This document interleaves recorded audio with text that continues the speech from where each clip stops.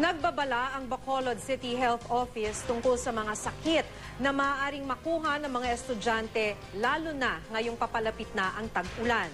Kabilang na dyan ang ubo, sipon, dengue at leptospirosis. Makibalita tayo kay Erwin Nicavera ng GMA Bacolod.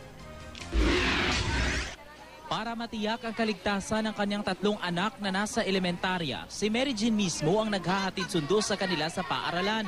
Bukod dito, sinisiguro rin niya ang kalusugan ng mga bata. Pugasan ang kamot nila, antis magkaon. Kason pangutdan nila kuko. Pang anon sila sa adlaw-adlaw nga tanan, tinloan sila. Ang Bacolod City Health nagbigay na ng babala sa mga magulang tungkol sa mga sakit na maaaring makuha ng mga estudyante, lalo na ngayong papalapit na ang tag-ulan.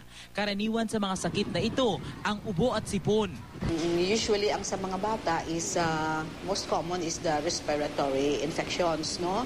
Most common ina is cough and cold, no? Usually ang bata is nagaubo, nagasipon, then fever.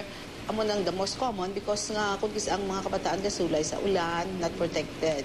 Tuwing tag-ulan, tumataas din ang kaso ng dengue fever at leptospirosis. Kaya ang Department of Health muling nagpapaalala sa publiko na panatilihin ang kalinisan sa tahanan. Gayon din sa paaralan kung saan matagal na mamalagi ang mga estudyante. Para lumakas ang resistensya ng mga bata, pabaunan sila ng masustansyang pagkain gaya ng gulay at prutas. Tiyakin lang na hindi madaling mapanis ang ipapabaon sa kanila. Siguraduhin ding laging may baong tubig ang mga tsikiting. Kailangan nila ito, lalo na kung siksika ng mga estudyante sa klase. Madali kasi silang pagpawisan sa mga ganitong sitwasyon. Padalhan din sila ng payong at kapote para di mabasa sakaling umulan. Sa Bacolod, nagkasana ang health office ng Caravan sa mga barangay at paaralan para maipabatid sa publiko ang kahalagahan ng tamang pag-aalaga sa mga mag-aaral. Erwin Nicavera, Nagbabalita, Pilipinas.